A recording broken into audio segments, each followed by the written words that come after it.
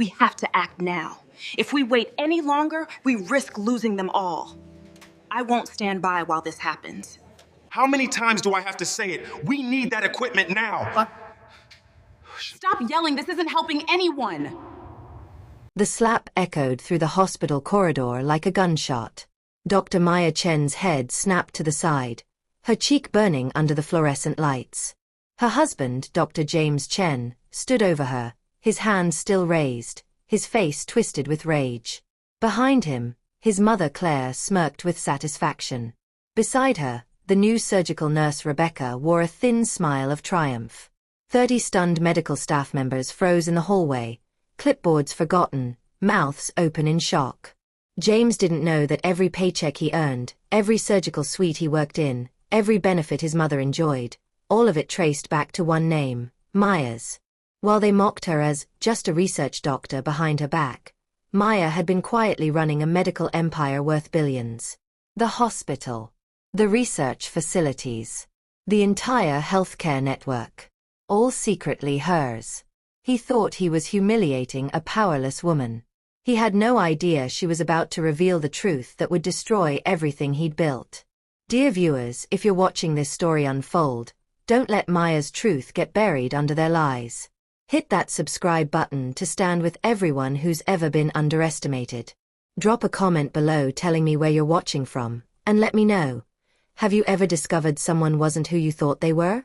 Is coming next, and the truth is about to get even deeper. The glow of computer screens illuminated Dr. Maya Chen's face in her private home office. At 2 a.m., most of Toronto slept, but Maya worked through stacks of documents labeled Chen Medical Holdings, Subsidiary Approvals. At 31 years old, Maya carried the weight of an empire no one knew she controlled. Her fingers moved across acquisition reports with practiced precision, reviewing the performance of 12 hospitals, 20 research facilities, and countless medical offices across Canada.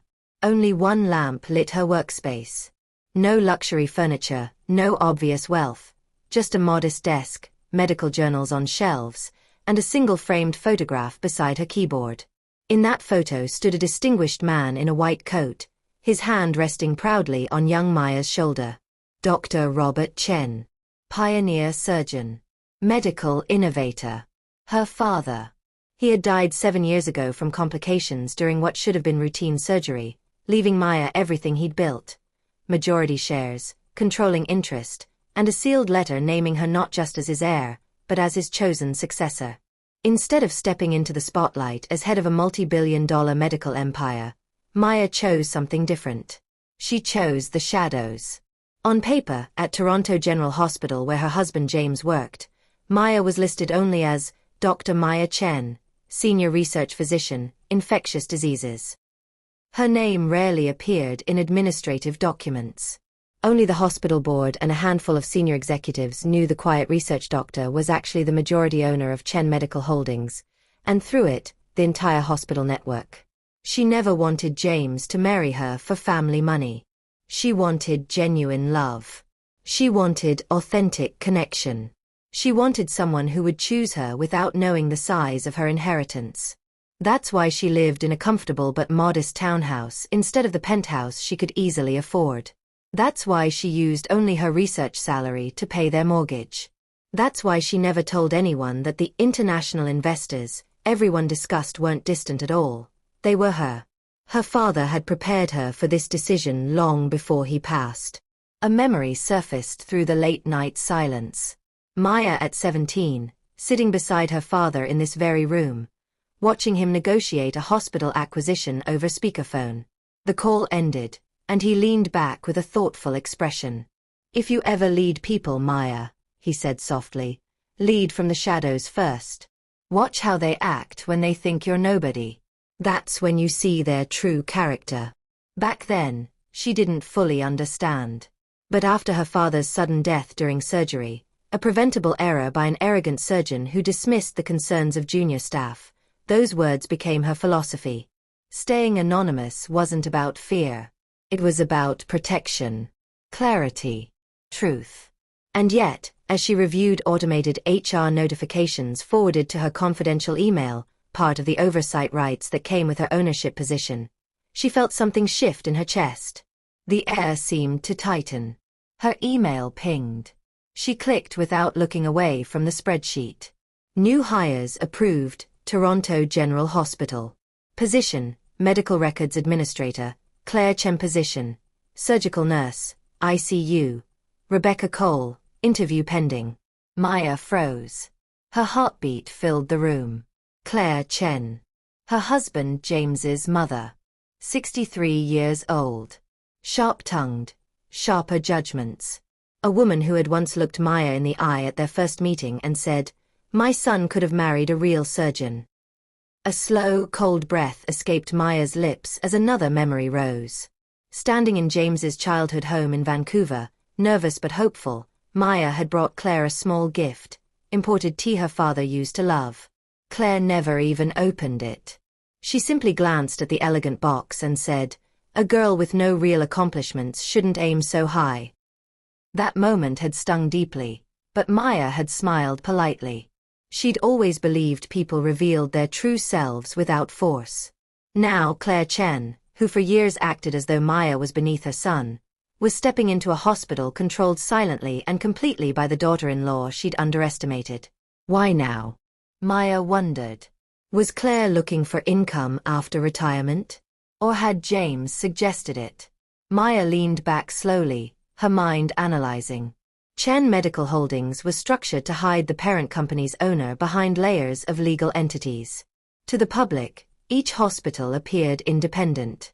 Even most administrators believed Toronto General belonged to an international investment consortium. James repeated that phrase often when he bragged about his employer to friends. He had no idea the international consortium was a trust created by his wife's father. What had once been protection now created a strange twist of fate. Claire, the woman who'd doubted Maya's worth, was about to work under Maya's ownership without knowing it. Does James even know she applied? Maya whispered to herself. She doubted it. James never paid attention to hospital administration, only surgical schedules and department politics. Still, something about this timing felt wrong. Very wrong. She clicked back to the HR dashboard and pulled up the internal approval trail. Claire's application had moved unusually fast. Flagged, fast-tracked, and approved by a mid-level manager who rarely acted that quickly. Almost as if someone inside had pushed it through. Someone who had no idea who Maya really was. Her jaw tightened. As she scrolled, another notification appeared at the top of her screen. Interview confirmed. Surgical nurse candidate name, Rebecca Cole. Interviewer, Dr. James Chen. Department, Intensive Care Unit. A name Maya had never heard before. But James had mentioned a brilliant new nurse from the agency last week. Really dedicated, he'd said. Someone who actually understands what surgeons need. A faint unease crawled up Maya's spine. She whispered, barely audible. Why does this feel connected? Her cursor hovered over Rebecca's digital file. Little did she know how right her instincts were. The sound hit Maya first, James slamming the front door before dawn had even broken. It wasn't the usual firm close of someone running late. This was sharp, aggressive, edged with barely contained anger. Dr. Maya Chen flinched at the noise, her body reacting before her mind caught up. She stepped into the hallway just in time to see her husband of 6 years, Dr. James Chen, 34, rushing out in surgical scrubs and a leather jacket far too expensive for a normal workday. His hair was perfectly styled, unusual for a 5 a.m. departure. His cologne was stronger than necessary, hanging thick in the air long after he disappeared. The intensity of his presence lingered like smoke. Maya stood frozen in her pajamas and research lab coat. For the past 6 weeks, James had been leaving earlier and earlier, always with a new excuse. Emergency surgery prep. Morning rounds with the chief. Training session with the new ICU staff. Yet none of these sessions appeared in the hospital-wide calendar Maya occasionally accessed through her administrative oversight. But the expression on his face this morning, that wasn't simple work stress. That was something else entirely. The moment his car engine started and faded down their quiet Toronto street, Maya felt her chest tighten the way it did when something deep inside warned her the ground beneath her life was shifting. Slowly, she walked back into their living room, pressing a hand against the ache spreading through her ribs. Not physical, but emotional. Her mind drifted, and memories of a younger James came to her like faded photographs. James carrying her over the threshold of their first apartment, laughing, telling her, "We're going to build an amazing life together." Another memory, James bringing her coffee during her late-night research sessions, kissing her forehead, whispering, "You're going to change medicine someday." Another, James holding her after her father's death, promising, "I'll always be here. You'll never be alone with me." Those memories were warm, genuine, the reason she stayed patient when things felt off. The reason she tried to understand instead of accuse. But today, there was no warmth behind that door slam. Only distance. Only tension. Maya sat on the edge of their couch, replaying the night before. James had come home after midnight, his surgical scrubs slightly wrinkled but smelling faintly of perfume that wasn't hers, something floral and expensive. When she'd asked about his day, he'd answered too quickly, "Complicated surgery. Just exhausted." He hadn't looked her in the eye. Maya's rational mind had tried to step in. Maybe a perfumed patient. Maybe he brushed past someone in the elevator. Maybe a colleague stood too close during rounds. She didn't want to be the wife who built stories from fear. But today, the pattern of excuses felt less like coincidence and more like careful construction. James's changes weren't random. He'd recently been given responsibility for training new ICU staff, including surgical nurses who would assist with his procedures. That nurse was Rebecca Cole. Leaving early gave him time to meet her for coffee before shifts began. Earlier hours meant fewer chances for Maya to notice phone calls, text messages, or unexpected detours. He wasn't just busy. He was rearranging his entire life. Later that morning, Maya remembered she needed the phone charger James kept in his car. He'd rushed out so fast he'd forgotten his gym bag. It still sat by the door, another sign his mind was elsewhere. She grabbed the spare keys and stepped outside into the cool morning air, still trying to convince herself she was overthinking. When she opened the driver's door of his BMW, something caught her eye immediately. A coffee cup. Still in the holder. 2 lipstick marks on the rim. Her stomach dropped. She picked it up carefully, as if it might explode. One mark was faded, James's usual coffee stain. But the other was fresh, vivid red lipstick. Not just any red, a deep crimson shade she'd seen 3 days ago. On the lips of Rebecca Cole, the new surgical nurse James had mentioned with unusual enthusiasm during dinner. "She's really exceptional," he'd said, smiling in a way that made Maya's skin prickle. The kind of professional who makes everyone around her better. Maya had noticed the way his eyes lit up when he talked about Rebecca. She'd noticed the way he described her ambition and dedication. But she'd pushed the discomfort aside, not wanting jealousy to speak louder than reason. But this lipstick mark, this wasn't jealousy. This was evidence. Her hand trembled as she held the cup. She could almost hear her father's voice from years ago. "Watch how people treat you when they think you're not looking. That's when their truth shows." Her heart pounded against her ribs. She set the cup down carefully, then noticed something else on the passenger seat, a small plastic badge clip. She picked it up, reading the print. Visitor. Chan Medical Holdings Corporate Headquarters. Name. Rebecca Cole. Access level. Executive floor. Escorted. Date. Yesterday. Maya's blood turned ice cold. Rebecca didn't work for Chan Medical Holdings directly. On paper, she was just a new nurse at Toronto General, the subsidiary hospital. Most hospital employees never stepped foot in the parent company's downtown towers. Why would Rebecca have executive-level access to Chan Medical Holdings headquarters? Why yesterday? Why without Maya being notified, despite her ownership requiring sign-off on all executive floor visits? Maya straightened slowly, her mind racing. Whatever this was, Rebecca wasn't just a co-worker having coffee with her husband. She was getting dangerously close to the very center of Maya's hidden world. And Maya needed to know why. The elevator doors opened with a sharp metallic sound, and Rebecca Cole stepped out like she owned every inch of Toronto General Hospital's administrative floor. Her heels clicked confidently against polished tiles. Quick, deliberate, impossible to ignore.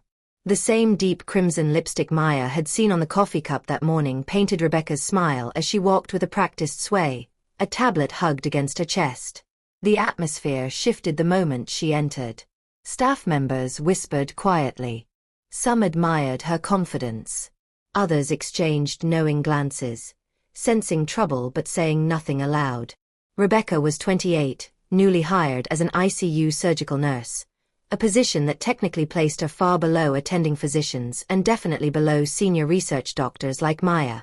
But Rebecca moved through the hospital as though she was auditioning for something far bigger than her job title suggested. Her eyes scanned the corridor, searching. When she spotted Dr. James Chen across the nurses' station, tall, 34, in expensive surgical scrubs he'd recently started wearing, her entire expression brightened. She walked faster, too quickly, too familiarly. Maya noticed everything from the far end of the hallway. Today wasn't a casual hospital visit. It was Maya's scheduled quarterly site review day. Once every 3 months, under the cover of her research physician role, Maya visited Toronto General to quietly assess staff morale, performance metrics, and any concerning patterns. James believed she simply liked staying connected to clinical work. Hospital management knew better. They saw her as the discreet representative of the mysterious investors. Now, hidden behind that carefully constructed role, Maya watched as Rebecca approached James, tucking her hair behind one ear in a gesture designed to draw attention to her neck and lips. Rebecca leaned in close, far too close for a normal professional conversation, and whispered something that made James's shoulders shake with quiet laughter. James didn't see Maya standing just 20 feet away. Not yet. Maya's heart constricted painfully, but she forced herself not to look away. She needed clarity, not just emotion. She needed to understand why Rebecca had visitor access to Chen Medical Holdings headquarters, and why her presence here felt like a carefully rehearsed performance. A nearby office door opened suddenly. Claire Chen, James's mother, stepped out carrying a stack of patient files. 63, stern-faced, sharp-eyed. She walked with the bearing of someone who believed proximity to power made them powerful, even though her new job was simple. Managing medical records, coordinating file transfers, assisting with basic administrative tasks. Claire didn't care about the simplicity of her role. She cared about being in the building, being close to her son, and watching Maya. Claire spotted Maya in the hallway and froze for a split second. Then her expression hardened into something cold. She raised her chin slightly, as if acknowledging someone far beneath her station. "Maya," she said with a curt nod. No warmth. No respect. Maya returned a gentle smile. "Good morning, Claire. How are you settling into the department?" Claire ignored the question entirely, walking past as though Maya had interrupted something far more important. Claire's attitude wasn't born from nowhere. For years, she'd only heard James's version of their marriage, a carefully edited narrative where Maya was content with small research projects, not particularly ambitious, and lucky to have married well. James never mentioned Maya's late nights reviewing acquisition documents. Never mentioned her quiet brilliance. Never mentioned her inheritance. He needed Claire to believe he was the successful, powerful one. So he'd painted Maya as someone who needed him to survive. That lie shaped every dismissive look Claire gave her daughter-in-law. From the corner of her eye, Maya saw Rebecca grab 2 cups of coffee from the staff lounge and walk toward Claire with theatrical sweetness. "Mrs. Chen," Rebecca said brightly, handing her a cup. "Dr. Chen mentioned you love vanilla lattes. Extra vanilla, right?" Claire's stern face softened immediately. She loved being associated with anything that made James look thoughtful and important. "Thank you, dear," Claire replied, her voice almost warm. "That's very considerate." Rebecca leaned in closer, too close for casual chat, and whispered something. Claire's expression shifted to conspiratorial amusement. She chuckled quietly, her voice carrying just enough for Maya to catch fragments. Never really understood what he saw. Settling for less. Maya stepped slightly closer, staying partially hidden behind a medication supply cart. From this position, she could hear them clearly without being obvious. Rebecca's voice slipped through the space like silk-wrapped poison. "He told me she'd never leave him," Rebecca murmured quietly. "Because she has nothing to fall back on." Claire's laughter sharpened into something cruel. "That girl is fortunate my son even gave her a chance." Maya felt those words like thin blades across her chest, but she remained perfectly still. She didn't flinch. She watched. She listened. She documented mentally. Why would they think she had nothing? Why would James, who attended her father's funeral, who saw her grief, create that false narrative? Rebecca continued, her tone silky smooth. "He says she's too focused on small research projects. Not driven enough. He needs someone who can match his ambition." Claire nodded approvingly, sipping her latte. "Someone like you, clearly." There it was, not just betrayal, but a planned replacement happening in plain sight. Maya stepped back carefully before they could spot her. Her eyes remained calm, her breathing steady, her heart bruised but not broken. She reached into her lab coat pocket and touched the visitor badge she'd found in James's car that morning. How did Rebecca get corporate headquarters access? Why is a nurse hired barely a month ago networking at the parent company's executive level without my knowledge? Something deeper was happening here. Something planned. Something using her own medical empire as the stage for her humiliation. Maya slipped the badge back into her pocket and walked quietly away from the corridor. If this is how they act when they think I'm nobody, she thought, I need to see what they do when they think I'm not watching at all. The next phase of her investigation was about to begin. The hospital was supposed to be empty after 10 p.m. That's why the sudden burst of laughter hit Dr. Maya Chen like a physical blow long before any actual violence would. It wasn't just any laughter, it was James's. Deep, familiar, intimate. And it was followed by a softer sound she recognized instantly. Rebecca Cole. Maya's hands froze over the stack of quarterly financial reports she'd been reviewing in her small research office. She'd stayed late intentionally, using her research credentials to access the building after hours, wanting quiet time to review the digital access logs showing who had been granted entry to Chen Medical Holdings headquarters, especially Rebecca. She'd thought she was alone. Thought she had hours of uninterrupted privacy. But that laughter cut through the silence like a warning she didn't want to hear. Her pulse accelerated, her breath shortened, her stomach twisted. Intensity flooded her body like ice water. She stood slowly, careful not to make any sound, and walked toward the hallway. At night, Toronto General felt completely different.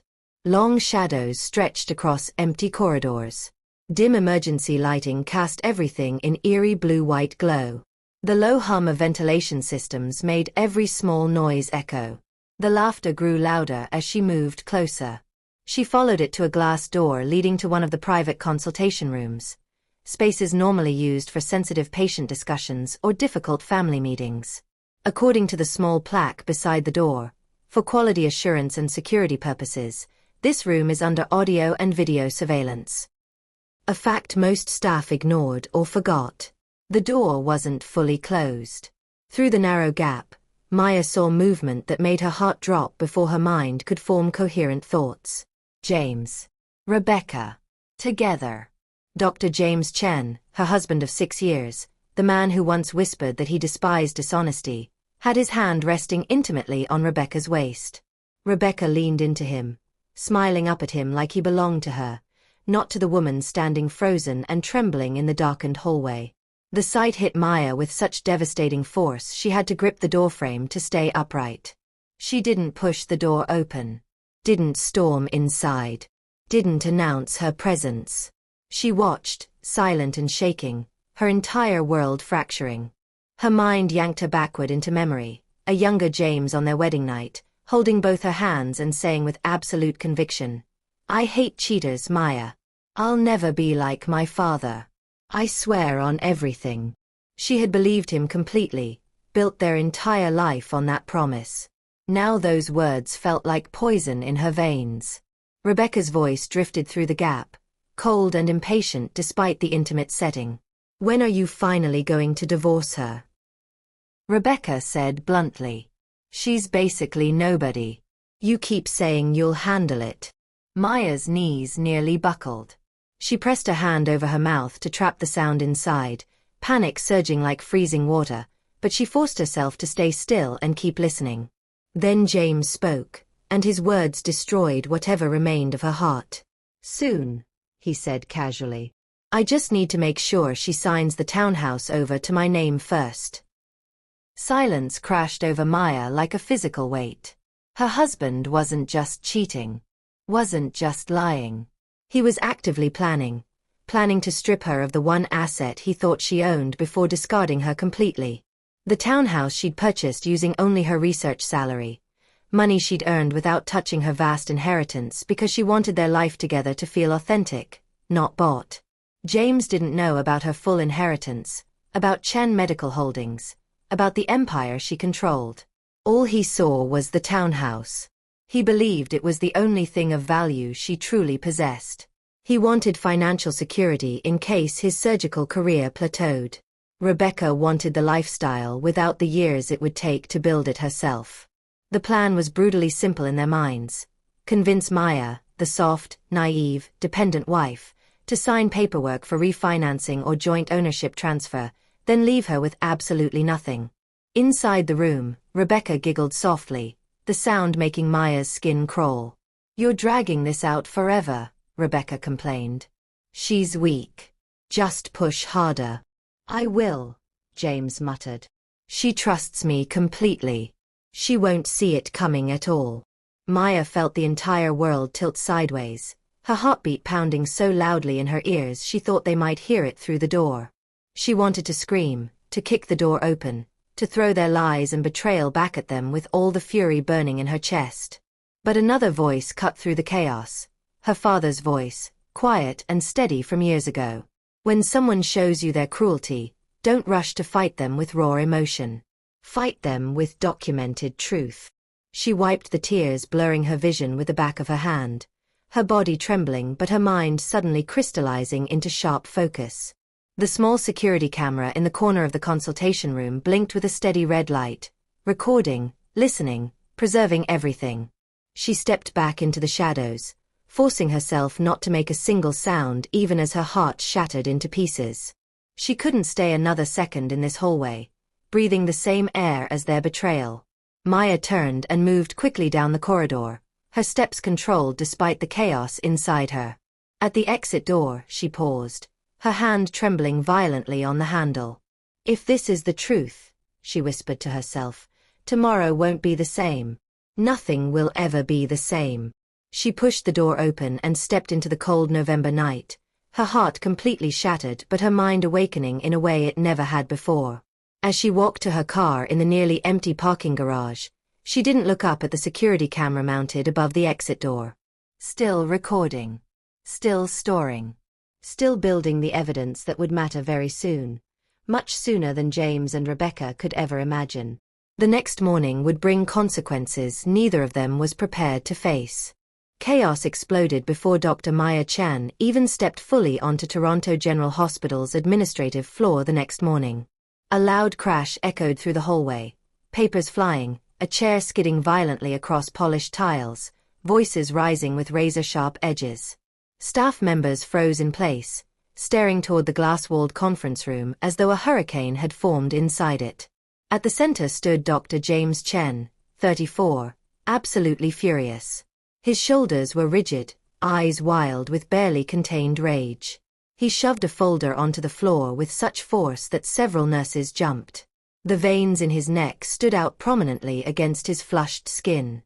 Behind him followed Rebecca Cole, crimson lipstick freshly applied, trying to arrange her face into appropriate concern but failing. Her eyes glittered with something closer to excitement, almost enjoyment of the drama.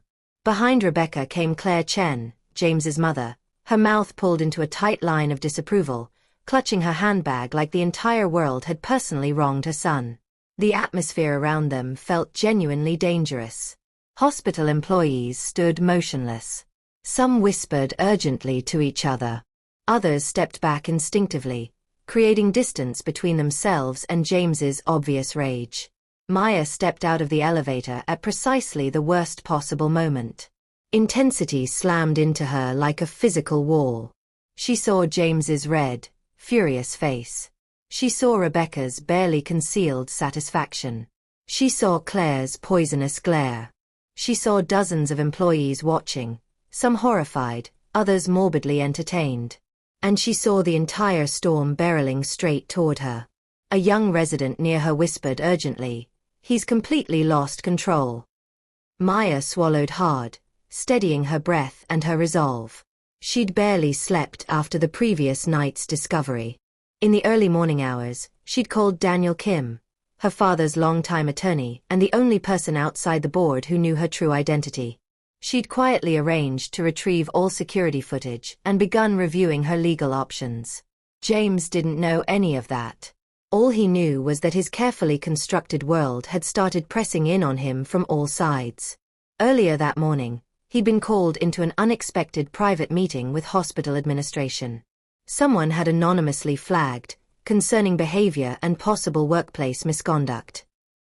He wasn't terminated yet, but he'd been formally warned that every move would now be closely monitored. The guilt, the fear of exposure, the mounting pressure to keep Rebecca satisfied and his mother impressed, it all churned violently inside him. Now he saw Maya standing there, calm and composed in the middle of the hallway, and his twisted mind transformed her into the problem instead of recognizing himself as the person who'd caused all of it. Maya stepped toward him with a calmness she absolutely didn't feel internally. "James," she said softly, her voice steady. "Let's talk privately in your office. You clearly need a moment to collect yourself." He snapped before she could finish her sentence. "Don't tell me what I need," James shouted, pointing a shaking finger directly at her face.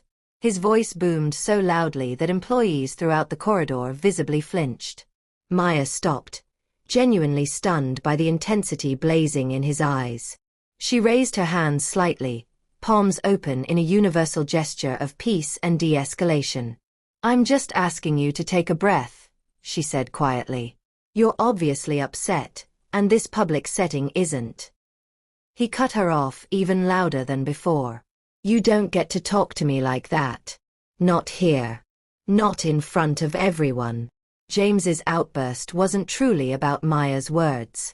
He was juggling crushing shame from the administrative warning, paranoid fear that someone had reported his affair, the exhausting stress of hiding his relationship with Rebecca, and the fragile ego of a man who'd spent years carefully building a false image of control and success.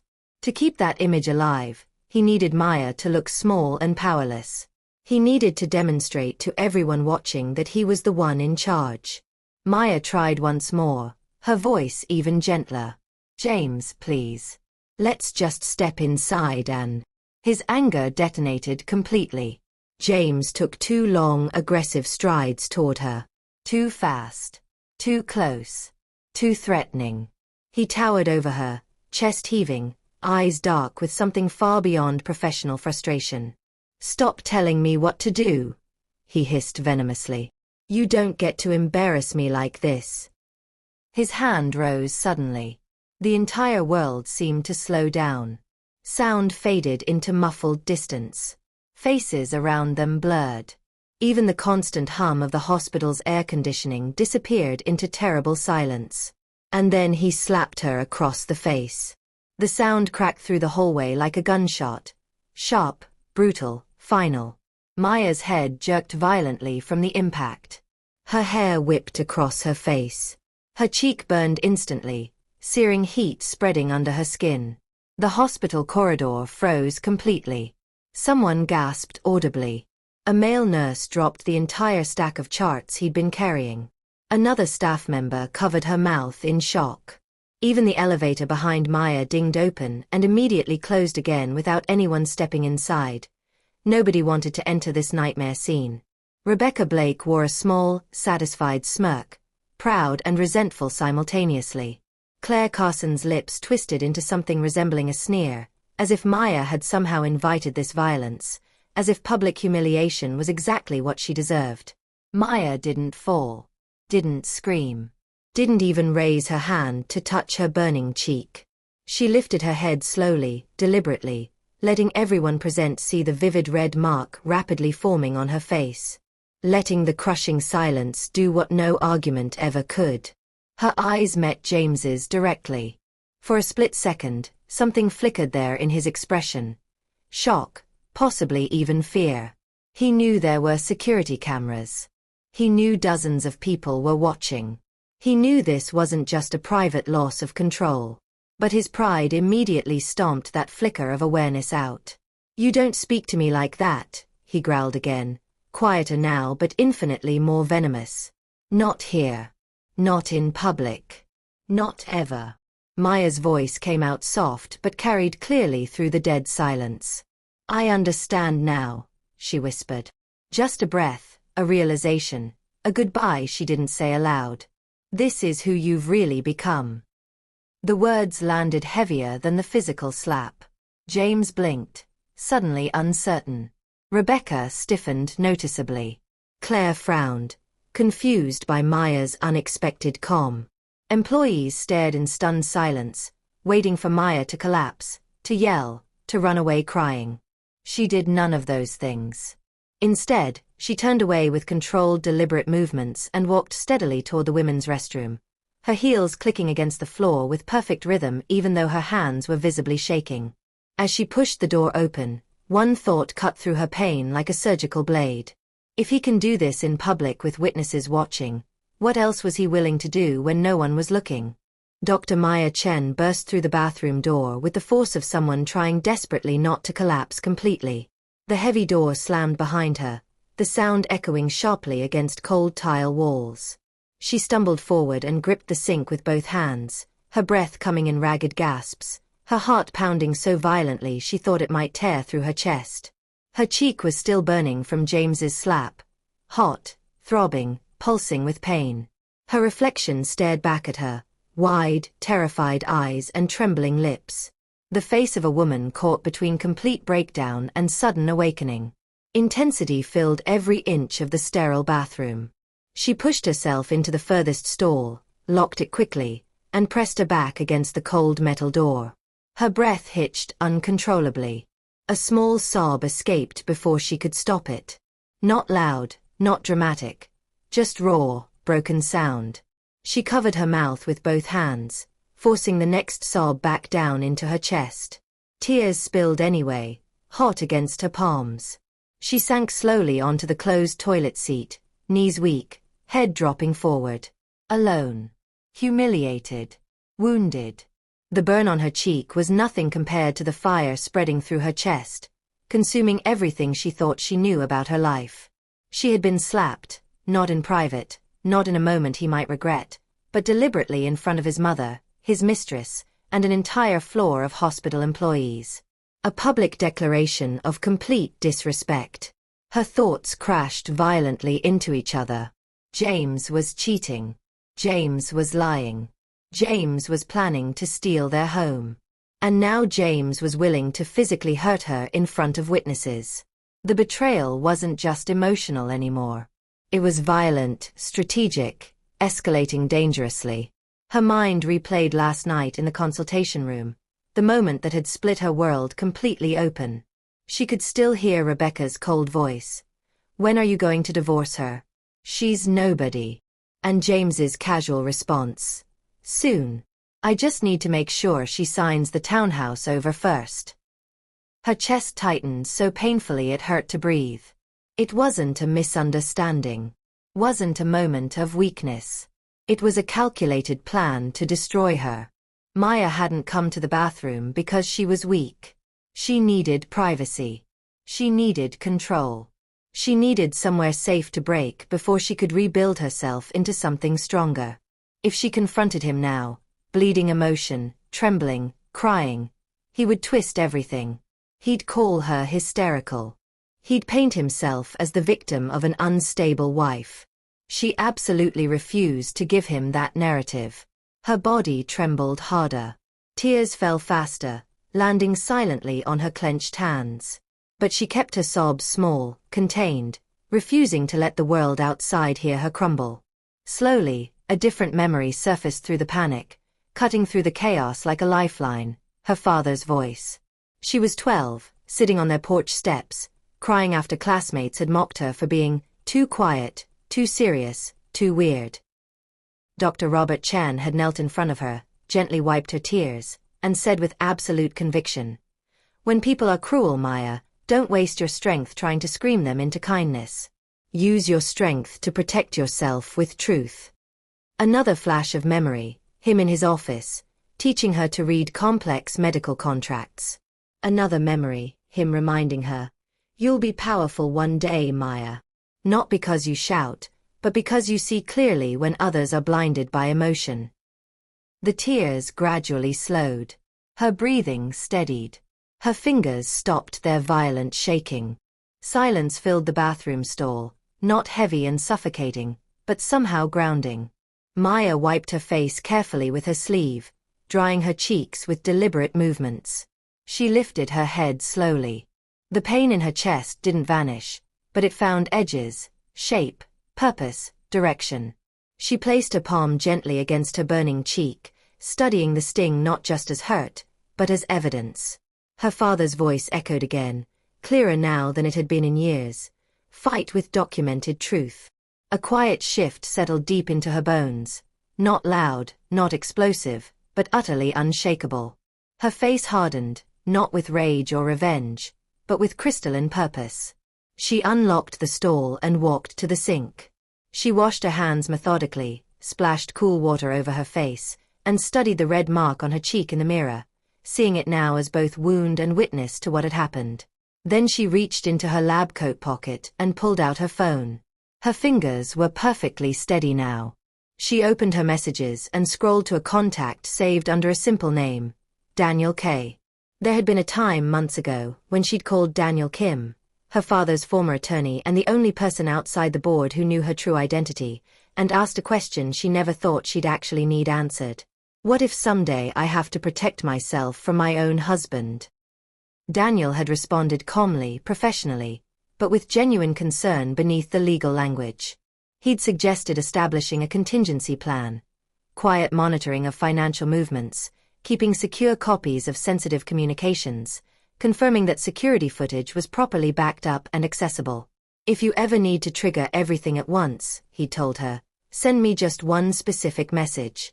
I'll know exactly what it means, and I'll pull every piece of evidence immediately." Back then, she desperately hoped she would never use it. Now, she typed the words without hesitation. "Activate the file." She pressed send. No explanation. No apology. No second-guessing. A few seconds later, her phone buzzed with a reply. "Understood. Meet me in the private conference room in 30 minutes. I'll bring everything." Maya locked her phone and slid it back into her pocket. She stared at her reflection one final time. The mark on her cheek was still there, vivid and undeniable. But the expression behind it had transformed completely. She wasn't just the woman who got slapped in a hospital hallway. She was the woman about to answer years of cruelty with irrefutable proof. She took firm hold of the bathroom door handle. "If truth is what he fears most," she whispered to her reflection, "then truth is exactly what he's going to face."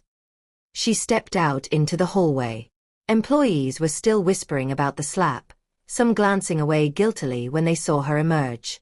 None of them noticed the fundamental change in her eyes. Not revenge burning there. Evidence. Purpose. Power. Dr. Maya Chen walked toward the executive level with steady steps, ready to reclaim everything they tried to take from her. Dr. Maya Chen walked into the private executive conference room with a calm that didn't match the storm brewing inside her. The door closed behind her with a quiet, definitive click. She held her medical bag close, her posture controlled, every movement deliberate and purposeful. Inside sat Daniel Kim, early 40s, impeccably dressed, calm eyes that had seen countless legal battles. He was the kind of attorney who could stand in any courtroom or boardroom and never raise his voice, yet still command absolute attention. He had worked directly for her father for 15 years, handling high-stakes medical acquisitions and corporate disputes no one ever heard about publicly. He was the first person Dr. Robert Chen had told the complete truth to. If anything happens to me, Maya is in charge of everything. So Daniel knew exactly who Maya really was, and when he saw the vivid bruise rising along her cheek, he froze mid-motion. Maya. His voice was soft but edged with barely controlled alarm. Sit down. Tell me exactly what happened. She didn't sit. Not yet. She placed a bag on the polished conference table, opened it carefully, and pulled out a small flash drive. She set it down between them as gently as if she were placing a loaded weapon on the table. Daniel looked at the drive, then back at her eyes. Steady, contained, dangerous in their newfound calm. What is this? He asked quietly. Maya finally spoke, her voice level and clear. Everything you asked me to collect over the past 6 months, she said. Plus whatever hospital security compiled from last night and this morning. She sat down now, her movements precise. Daniel took the flash drive, inserted it into his laptop, and waited as folders appeared on screen. When he saw the file names, his jaw visibly tightened. Maya, he said carefully. How long has this been going on? She didn't look away. Long enough for me to know this isn't confusion or mistakes. It's deliberate cruelty with a plan behind it. The screen displayed carefully labeled folders. Evidence 1. Security footage. Video clips from Chan Medical Holdings headquarters and Toronto General Hospital, compiled by the head of security after Maya's activate the file message. The hallway slap, captured from 3 different camera angles with crystal clear audio. The private consultation room from the previous night where she'd overheard James and Rebecca planning her financial destruction. Footage of James storming through the hospital that morning, his rage visible and documented. Daniel clicked on the clip of the slap. The audio filled the quiet room. Stop telling me what to do. You don't get to embarrass me like this. Then the sharp, unmistakable crack of James's hand violently striking Maya's face. Daniel's hands curled slightly on the desk, controlled anger visible in the tension of his fingers. That's assault, he said flatly. In front of multiple witnesses, on hospital property, captured on security footage. This alone is grounds for criminal charges. Maya stayed silent, letting him continue reviewing. He clicked to the next clip, the consultation room from last night. Rebecca's voice came through clearly. When are you going to divorce her? She's nobody. James's response. Soon. I just need to make sure she signs the townhouse over to my name first. Daniel exhaled slowly, his anger controlled but clearly visible. So it wasn't just an affair, he said quietly. It was premeditated financial fraud. Evidence 2. Audio backups. Some security consultation rooms recorded separate high-quality audio for medical legal purposes. Daniel played segments where James and Rebecca laughed about how soft and dependent Maya was, how easy it would be to manipulate her. She won't see it coming, James said in one recording, his voice dripping with contempt. She trusts me completely. She always has. Maya's fingers tightened almost imperceptibly around the edge of her chair. Evidence 3. Financial records. Screenshots of James transferring money from their joint account into a hidden personal account in only his name. Receipts for expensive jewelry purchases Maya had never received. Clearly gifts for Rebecca. Hotel room charges on credit cards Maya wasn't supposed to see. Payment records for a private apartment lease she knew nothing about. Daniel scrolled carefully through each document. You authorized full access to your banking data, he asked. I did, Maya confirmed. When I first suspected something was wrong months ago, I contacted our bank and requested alerts on any joint account irregularities. They flagged his transfers immediately. I forwarded everything directly to you. He nodded with clear professional respect. You did everything exactly right, Maya. This is ironclad documentation. Evidence 4. HR and internal reports. Official complaints about Rebecca's workplace behavior. Belittling junior nurses, manipulating surgical schedules, making inappropriate comments about her relationship with an attending physician. Notes about Claire Chen bullying younger administrative staff, spreading malicious gossip about the research doctor who lives off her surgeon husband. Internal memos where HR had tried to address these issues quietly but were blocked by James's interference. HR tried to handle some of this discreetly, Daniel said, reading carefully. But with your ownership position, these complaints now carry weight at the board level. They're no longer just rumors or personality conflicts. They're a documented pattern of misconduct. Evidence 5. Digital communications. Emails from James to a close friend. Once she signs the house papers, I'm gone. Rebecca and I deserve better than this boring, small life. Maya's too soft to fight back anyway. Text messages between Rebecca and James discussing their future plans, including selling the townhouse and using the proceeds for a fresh start together. Messages from Claire encouraging James to handle Maya and not let her drag you down anymore. Daniel closed the laptop slowly. The conference room filled with heavy, weighted silence, the kind that comes just before something irreversible begins. He looked at Maya fully now, his expression serious. Maya, he said carefully, you need to understand what you're about to trigger here. This isn't just ending a marriage. This will initiate HR disciplinary action, potential criminal charges, and corporate-level consequences. This affects everyone who helped him, his mother, Rebecca, possibly others. Maya's voice was low but absolutely steady. They systematically dismantled my life, she said quietly. My trust. My dignity. My safety. My sense of self. She held his gaze without wavering. I'm not dismantling them, Daniel. I'm simply telling the truth about what they did. Daniel studied her for a long moment, then nodded with deep respect.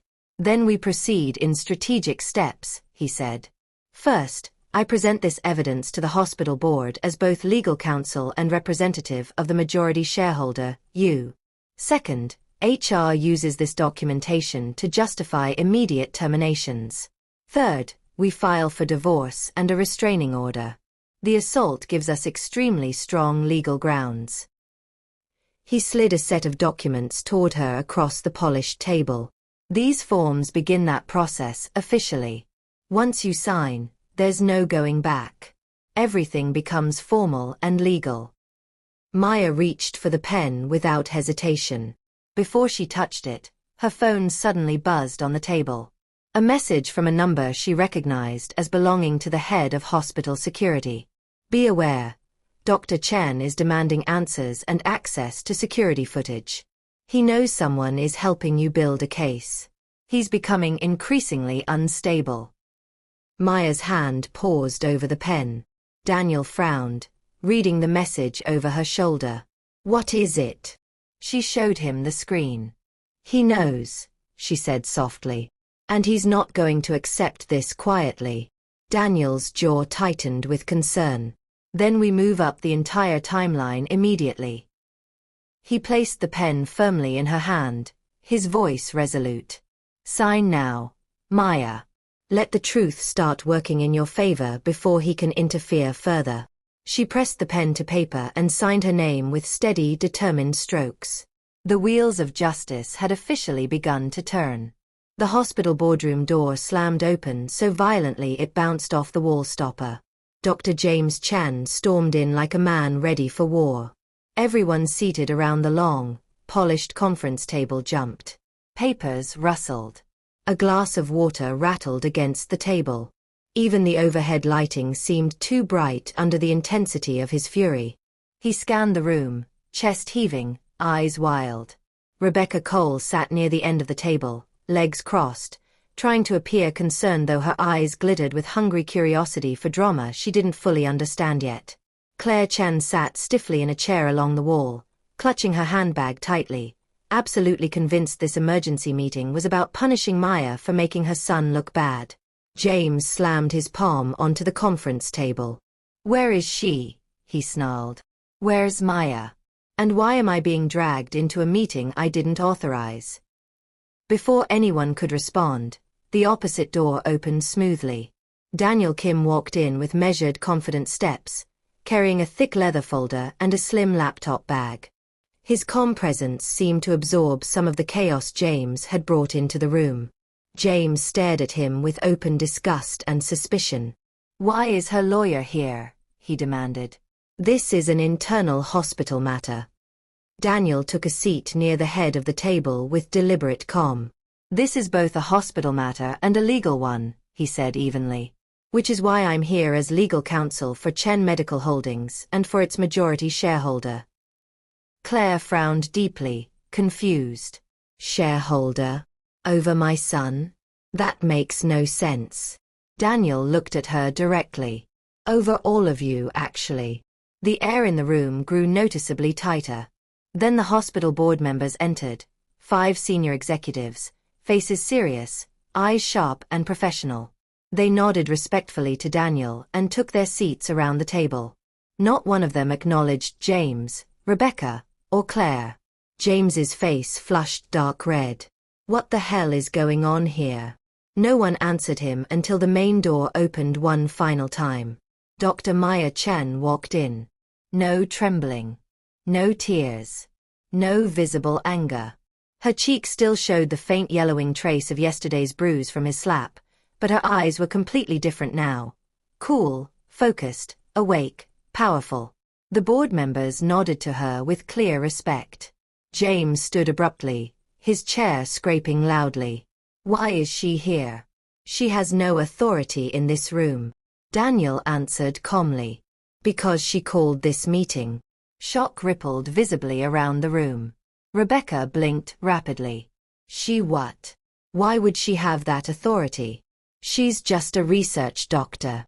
Claire scoffed dismissively. Foolish girl probably thinks being married to my son gives her some kind of power. Daniel opened his folder with practiced precision and slid a substantial stack of documents in James's direction across the polished table. Read, he said simply. James snatched them up, flipping through pages angrily. His eyes moved quickly at first, then slower, then stopped completely. His face drained of all color. His hands began to shake visibly. What is this? He whispered, his voice suddenly weak. Claire leaned over his shoulder, reading along. Her fingers tightened on her handbag strap until her knuckles turned white. No, that can't possibly be right. This is some kind of trick. It's fake documentation. Rebecca grabbed another copy, her eyes flicking rapidly across the lines. Her entire face froze. You've got to be kidding me. The documents were straightforward and legally ironclad. Ownership records, trust documents, board resolutions, corporate registration papers, all saying one thing with absolute clarity. Dr. Maya Chen was the majority shareholder of Chen Medical Holdings, with controlling interest and final decision-making power over all its subsidiaries, including Toronto General Hospital. She wasn't just a research consultant, wasn't just a doctor's wife, wasn't nobody. She was their employer. She always had been. The room went completely silent. Maya stepped forward, her voice soft but edged with surgical steel. You all worked for me, she said clearly, while actively helping to destroy me. Linda shook her head violently, eyes wide with disbelief. Why didn't you ever tell us? Why would you hide this? Maya met her gaze directly, unflinching. Because I wanted to see how you all acted when you thought I had nothing. When you believed I was powerless. Rebecca stood up abruptly, her chair scraping. This doesn't actually mean anything. I haven't done anything wrong. You can't just fire people because you happen to be wealthy. Daniel lifted another set of papers with calm precision. We can, and we are, he said.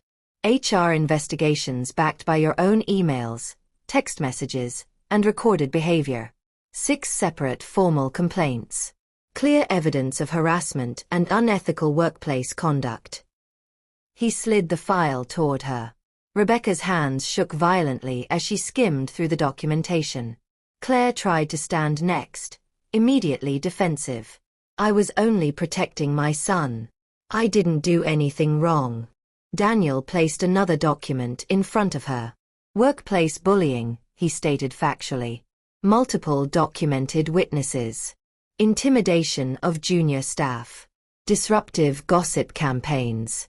All direct violations of hospital policy. He nodded toward Maya. Under these circumstances, with the majority shareholders' direct involvement, termination is non-negotiable. Then he turned to James. And you? James swallowed hard, his voice coming out weak and desperate. Maya, please. Please don't do this. We can fix this. We can talk. I lost my temper. That's all. Maya's eyes didn't soften even slightly. You slapped me in front of 16 hospital employees, she said quietly but firmly. You cheated on me. You planned to steal my home. You called me nothing while plotting my destruction. She turned to address the board directly. As majority shareholder, I formally support the following actions. Daniel read them aloud from official documents. Effective immediately. Rebecca Cole, employment terminated for workplace misconduct. Claire Chen, employment terminated for repeated violations of workplace conduct standards. Dr. James Chen, suspended pending legal investigation and permanently barred from any leadership positions within Chen Medical Holdings subsidiaries. Gasps spilled in from the hallway where employees had gathered just outside, listening to every word.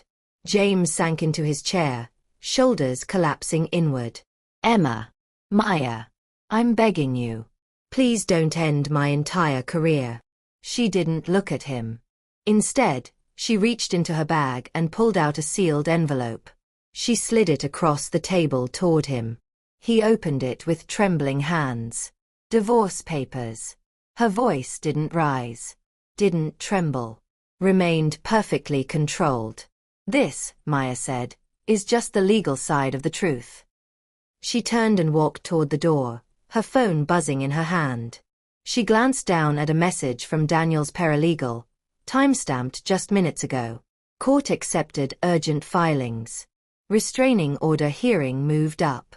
Updates coming within hours. There may be criminal charges as well.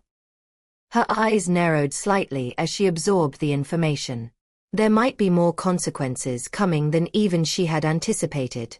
Chaos erupted the moment Dr. James Chen stepped out of the boardroom into the main hospital corridor. Security was already waiting. 2 professional guards approached him with firm but controlled posture. Their mere presence was a message. Whatever power he thought he possessed was completely gone. Dr. Chen, one guard said professionally, you'll need to collect your personal belongings from your office.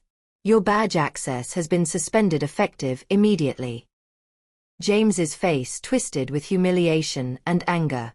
I don't need an armed escort. I'm not a criminal. But his voice sounded hollow and small against the echo of what everyone had just witnessed.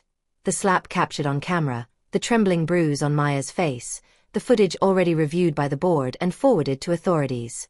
Everyone knew what he'd done. Claire Chen was next. An HR representative approached her with a printed termination letter, her voice soft but absolutely unwavering. Mrs. Chen, your employment here has been terminated. Your access credentials are revoked. We'll escort you to collect your personal items. Claire's eyes filled with panic and disbelief. You can't fire me. I'm his mother. You can't just. The HR representative handed her a document summarizing the complaints and policy violations in clear, legal language.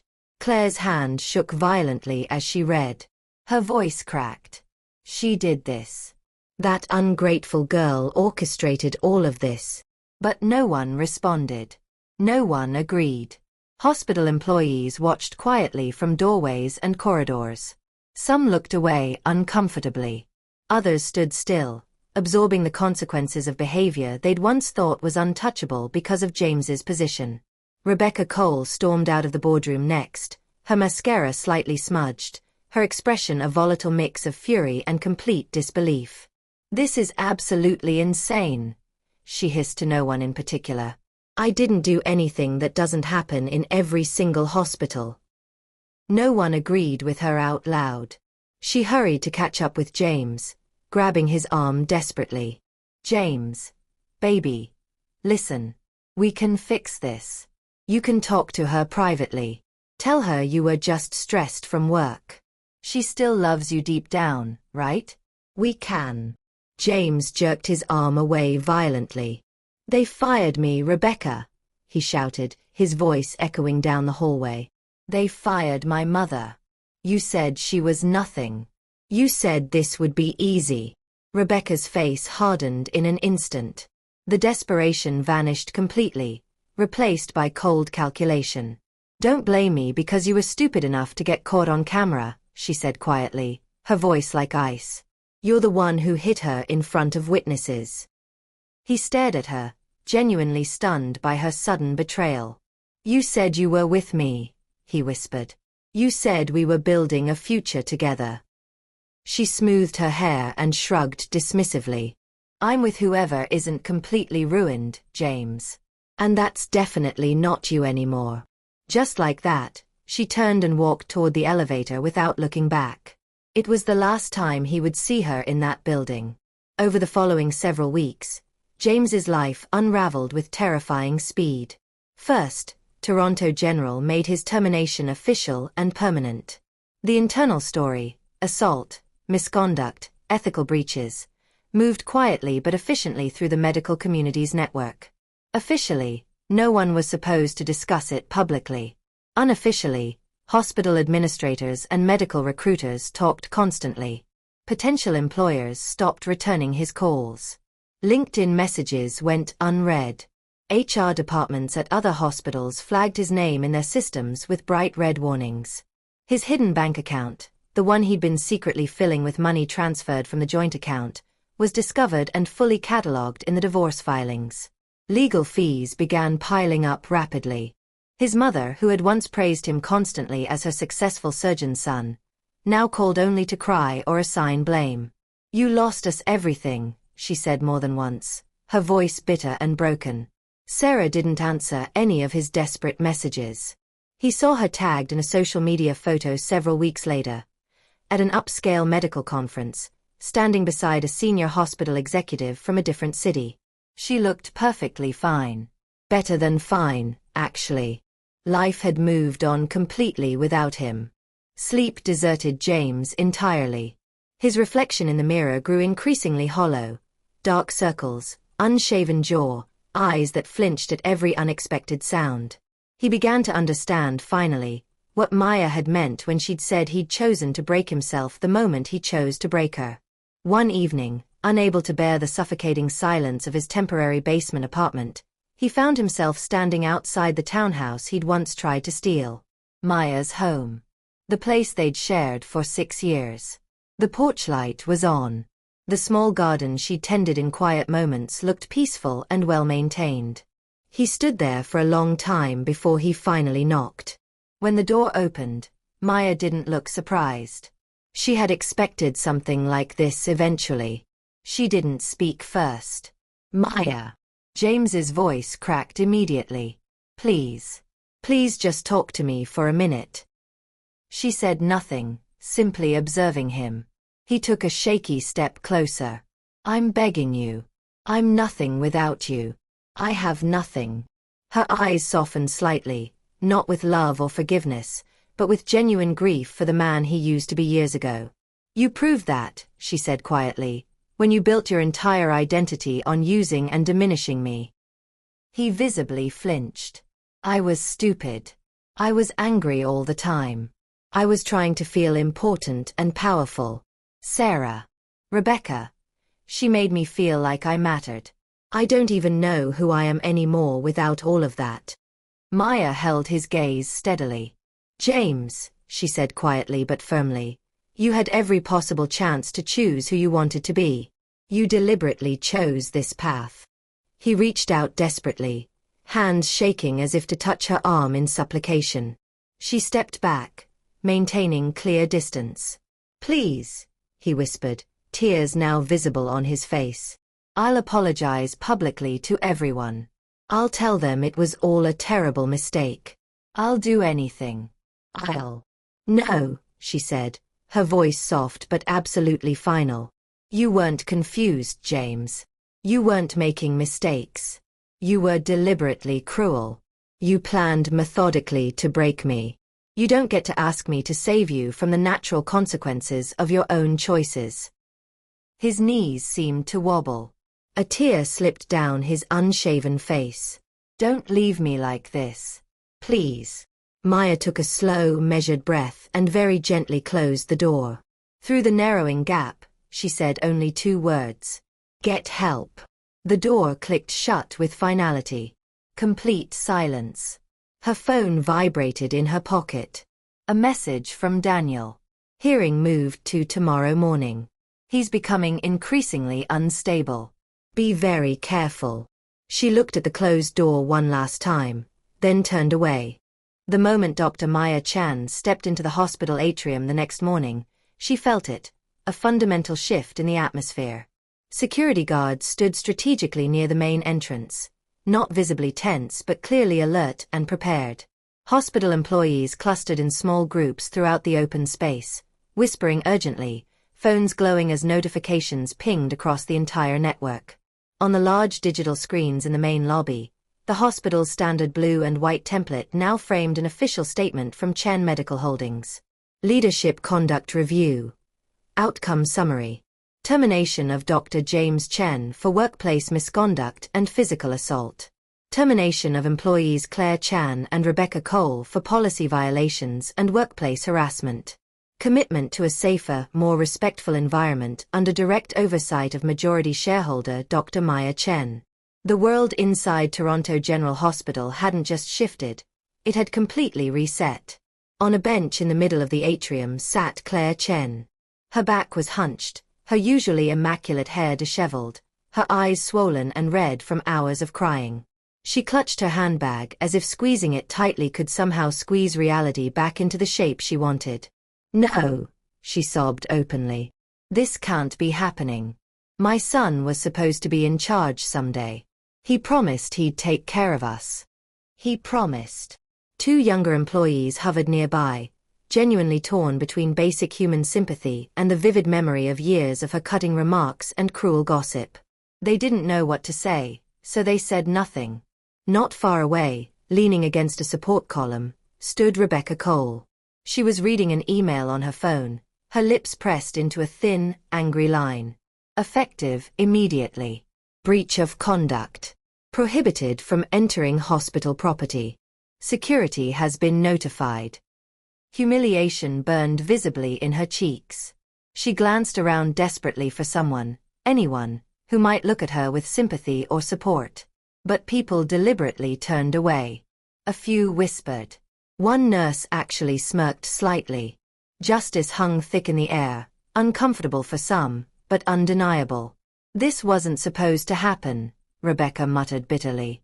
"He said she was nobody. He promised me she was nothing." A young resident passing by, someone Rebecca had once dismissed as irrelevant, replied quietly without stopping. "She was never nobody. You just refused to see her." Rebecca's jaw clenched. She said nothing more. Then the main atrium doors opened again. James Turner stumbled inside. His shirt was wrinkled and misbuttoned. His hair uncombed. His eyes bloodshot and haunted. He held his phone in one trembling hand, the blue glow of an email reflected in his devastated expression. He looked around frantically for his mother, for Rebecca, for anyone who might stand between him and the crushing weight of consequences. When he saw Claire on the bench, he rushed toward her desperately. "Mom," he said, his voice cracking. "This can be appealed, right? They can't just end everything over one mistake. We can fight this. The board can." She pushed him back with shaking hands, her own grief turning to rage. "You lost your career," she cried. "You lost my job. You lost your wife. You lost the house. Everything you touched. You completely ruined." He stared at her, stunned, as if he'd expected her to be his shield against reality. She turned away, sobbing into her hands, unable even to look at him. He staggered over to Rebecca next, his movements uncoordinated. "Rebecca, please," he begged. Tell them it wasn't all my fault. We were both." She pulled her arm sharply out of his reach. "Don't touch me," she said, her voice low and icy cold. "I'm not tying myself to a man with absolutely nothing left." He blinked at her, the words hitting like physical blows. Nothing left. She tucked her phone into her designer bag with deliberate finality. No job. No reputation. No access. No future.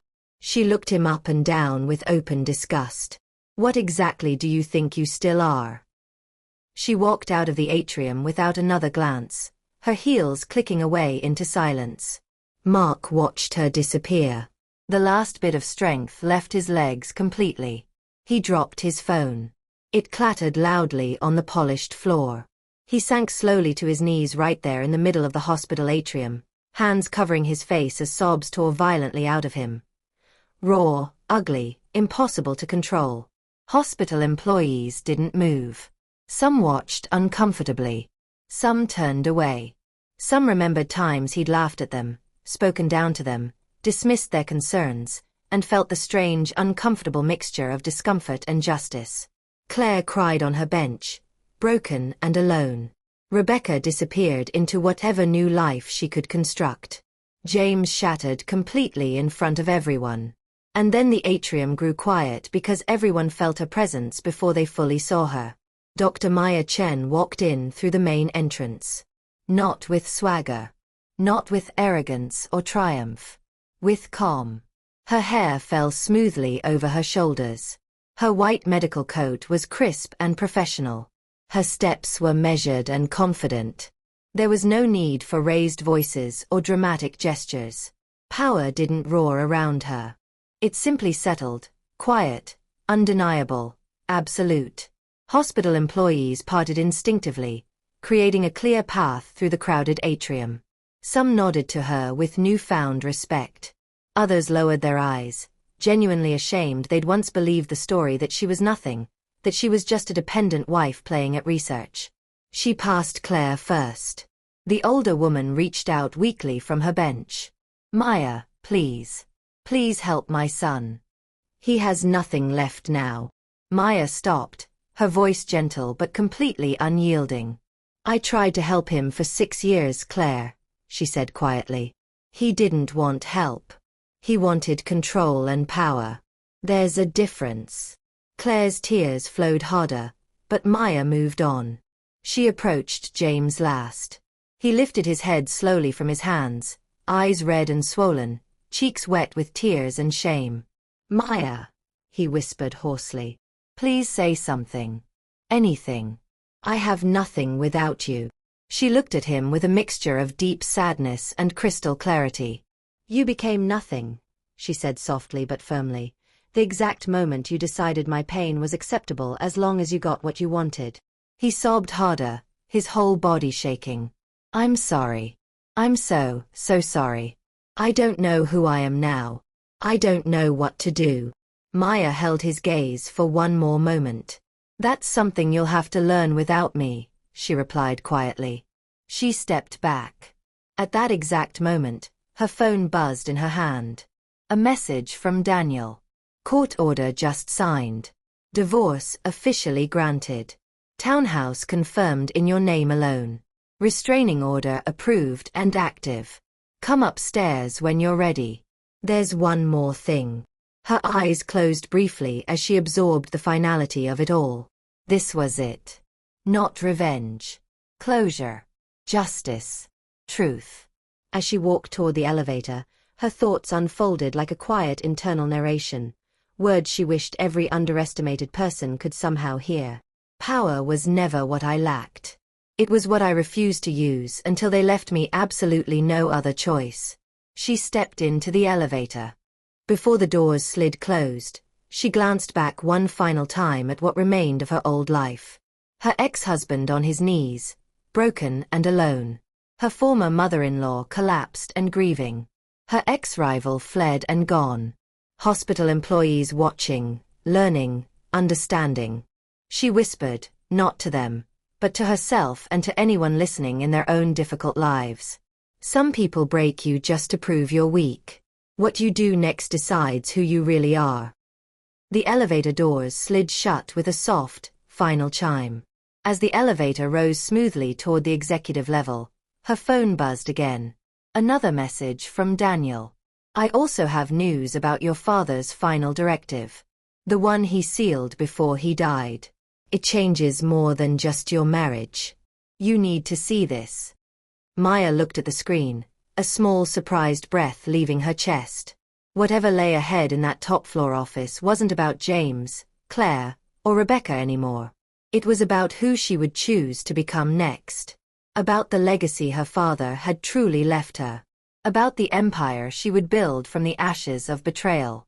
And somewhere in that rising elevator, without needing cameras or witnesses, tears fell for the right reason at last. Not from pain or loss, but from strength reclaimed and truth restored. Dr. Maya Chen had walked through fire and emerged not burned, but refined.